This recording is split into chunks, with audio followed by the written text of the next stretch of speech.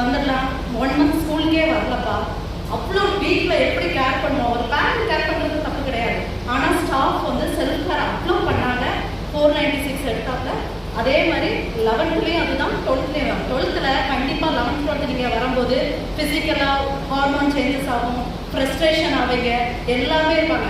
வீட்டில் ஒரு பேரண்ட் வந்து சாக்ரிஃபைஸ் பண்ணுறது பெரிய விஷயமே கிடையாது. ஸ்டாஃப் வந்து அவங்க ஒவ்வொரு மைனூட்டாக வந்து அதாவது பயாலஜிக்கலாமோ அவங்க என்ன பண்ணுறாங்கிறத நோட் பண்ணாங்க. அப்படியே அவங்கள்ட்ட பேசும்போது ஒரு ஒரு எந்த இடத்துல கண்டிப்பு காமிக்கணும், எந்த இடத்துல கண்டிப்பு அந்த குழந்தைங்களுக்கு கொடுக்கணுங்கிறது இந்த ஸ்கூலை தவிர நான் வேற எங்கேயும் இல்லை. ஏன்னா இது அவளுக்கு 7th ஸ்கூல். ஏன்னா நாங்கள் ட்ரான்ஸ்ஃபர்னால நார்த்ல இருந்து எல்லா ஸ்கூலுமே பண்ணோம். அப்போ சிபிஎஸ்சி ஐசிஐசி தான் அவள் படித்தா. 6th நாங்கள் மதுரை வரும்போது எங்கேயுமே அட்மிஷன் கிடைக்கல. அப்போ ஐசிஐசியிலேருந்து எனக்கு அந்த ஸ்கூல் சாட்டிஸ்ஃபைட் ஆகலை. அப்போ விசாரிச்சப்போ சிஓ நல்லா இருக்குனாங்க. இன்னும் ஒரு விஷயம் மட்டும் தெரிஞ்சுக்கோப்பாங்க, middle class, lower middle class நேர்மையாக நம்ம வரணும்னா நம்ம எஜுகேஷன் மூலமாக மட்டும்தான் வர முடியும். வேற எது மூலமாகவே மற்ற இடத்துல பைசா கொடுத்து வரலாம், அது வந்து சக்ஸஸ்ஃபுல் கிடையாது. நீங்கள் நேர்மையாக இந்த ஸ்கூல் 2 விஷயத்தில் எனக்கு ரொம்ப பிடிச்சது. ஒன்று படிப்பு வந்துச்சுன்னா படிப்பு, ஸ்போர்ட்ஸ் வந்துச்சுன்னா ஸ்போர்ட்ஸ். மற்ற மாதிரி வெட்டுறது ஒட்டுறது அதெல்லாம் நானும் ஒரு 5th வரைக்கும் ஒரு 9 years எக்ஸ்பீரியன்ஸ் நிறைய ஸ்டேட்டில் பண்ணியிருக்கிறேன்.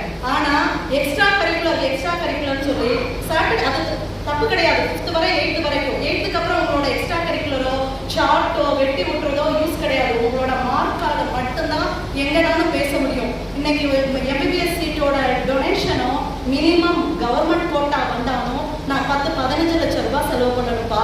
நாமக்கல் சார் சொன்ன எஸ்டிமேட் ரொம்ப கம்மி. அங்கே போய் ஹாஸ்டலில் அடாப்ட் பண்ணாமல் தனியாக வீடு எடுத்து தங்கினா 15 லட்சம் ரூபாய் 11th and 12th. இவ்வளோ மினிமம் ஃபீஸ் எங்கேயுமே கிடையாது. ஆனால் குவாலிட்டியில் அவங்க காம்ப்ரமைஸே பண்ணலை. ஆனால் நீங்களும் இவங்க கொடுக்குற இன்புட் வந்து பெரிய பெரிய இன்ஸ்டியூட்டில் கொடுக்குற இன்புட்டை விட அதிகம் தான். செல்ஃப் கேர் பண்ண மாட்டாங்க. அங்கே நீங்கள் 10ஓட 11ஆக தான் இருக்கணும். இது என் பொண்ணு மார்க் எடுத்ததில்லை. நான் ஒரு டீச்சராகவும் சொல்கிறேன், ப்ளஸ் பேரண்டாகவும் சொல்கிறேன்.